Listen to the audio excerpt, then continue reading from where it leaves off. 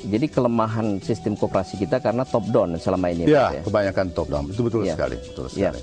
Ini Prof, saya pernah dengar itu bahwa koperasi yang kuat itu seperti di Jepang atau di Eropa kalau nggak salah ya, sampai dia bisa mendukung aktivitas-aktivitas nasional di negara tersebut. Misalnya mendukung liga sepak bola gitu. Seperti di Denmark betul. Ya, bisa nggak untuk di Indonesia kita kembangkan? Bisa sekali. Karena di koperasi ada ketentuan 15% dari surplusnya harus didedikasikan kepada masyarakat sekitarnya. Iya. Nah ini misalnya di koperasi di Jepang namanya Norinchukin Bank, punya Norinchukin Bank itu dimiliki 8 juta petani. Surplusnya bisa buat koran ya. Koran oplaknya 2 juta per hari. Iya. Ya koran yang terbesar malah di sana. Iya. Jadi bisa sekali. Nah demikian juga seperti di Denmark, kan yang membiayai sepak PSSI-nya Denmark itu adalah surplus dari koperasi susu.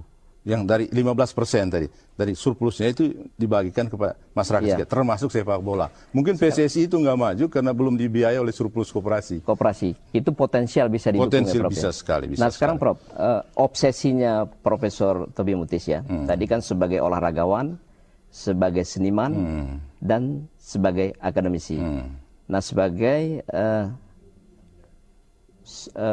olahragawan nih, nah mungkin Prof, ada suatu konsep yang bisa nanti koperasi Indonesia itu mendukung event-event nasional, misalnya seperti sepak bola gitu. Ya, jadi saya kira bukan hanya kepada koperasi, kepada semua perusahaan. Kita ambil dari zaman Belanda saja. Konsep zaman Belanda kan 10-15% dari profit perusahaan itu untuk kepentingan pembangunan masyarakat, termasuk pembangunan sepak bola. Jadi sepak bola kita sekarang ini jangan hanya bergantung pada satu perusahaan.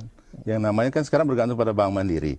Kan tidak sehat itu. Harus dia bergantung pada semua perusahaan, semua lembaga bisnis yang memang punya surplus. Karena ini kan satu entertaining, menghibur masyarakat kan begitu. Sepak bola ini kan paling menarik masyarakat.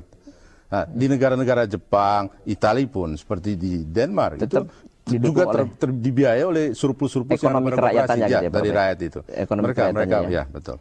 Nah, untuk dunia kampus, kira-kira konsep apa yang bisa diterapkan dari hasil maksimal dari ekonomi kerakyatan ini? Seperti sekarang pertama itu di kampus-kampus mulai kan muncul koperasi-koperasi mahasiswa, koperasi konsumsi mahasiswa, koperasi kredit di lingkungan mahasiswa. Ada proyek percontohnya? Karyawan, banyak sekali. Cukup banyak di Indonesia. Koperasi karyawan, kemudian koperasi di lingkungan karyawan di kampus. Itu kan seperti di Amerika misalnya. Hampir semua toko buku di semua universitas Amerika kan digerakkan oleh koperasi setempat. Yang dimiliki oleh warga kampus, dimiliki oleh mahasiswa dan sebagainya. Itu yang hidup. Jadi saya kira soko guru bisnis di kampus itu perlu digerakkan oleh koperasi seperti di Amerika, di Jepang ataupun di Singapura. Karena itu dia menunjukkan apa? Suatu business entity, tapi pada saat yang sama dia menggerakkan solidaritas. Karena itu kan koperasi itu sering disebut business entity, tapi pada saat yang sama dia juga social entity. Semua memacu solidaritas itu. Justru tidak ada kapitalisme yang rakus kan sebetulnya. Ini kalau diterapkan Prof, di Indonesia misalnya. Ya, bisa berjalan. Beberapa kampus sudah jalan itu. Sudah bagus, sudah jalan. Bahkan second buku-buku bekas pun dijual melalui koperasi-koperasi mahasiswa. Itu udah cukup bagus. Udah mulai jalan. Tapi itu tidak bisa cepat ya. Tidak bisa cepat seperti di Amerika kan. Amerika kan butuh itu kira-kira 100 tahun. Bahkan sekarang kalau kita lihat di Amerika, di Singapura dan di Jepang itu mulai gerak lagi bentuk koperasi pada rumah sakit. Di Brasil dan di Spanyol sekarang 2/3 rumah sakit itu berbentuk koperasi. Karena itu mau untuk rakyat kan, dari koperasi itu rumah sakit berbentuk koperasi. Dimiliki oleh dokter, perawat dan pasien. Koperasinya. Ini satu hal yang menarik sekali. Saya coba mau kembangkan beberapa kawan di Indonesia untuk 1-2 uji coba ini. Nah ini Prof, sekarang kan kekuatan sebuah koperasi ya.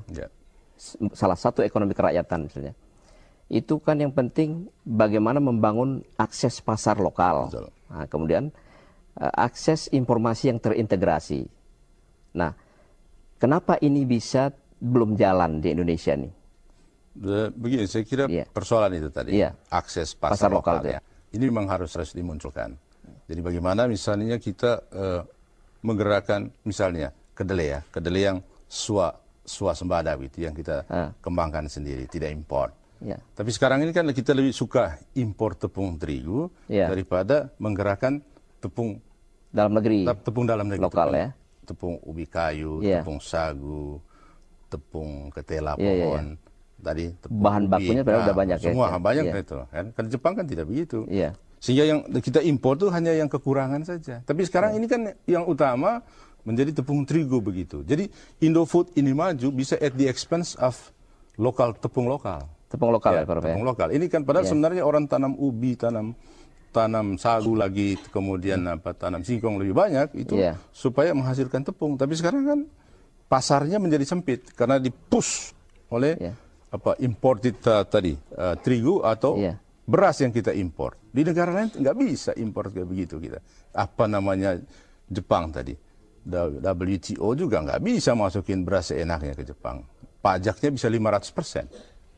Karena untuk melindungi lokal produk tadi. Kita kan tidak ada lokal produk kita. Tidak ada ya? Nggak ada pelindungan jelas.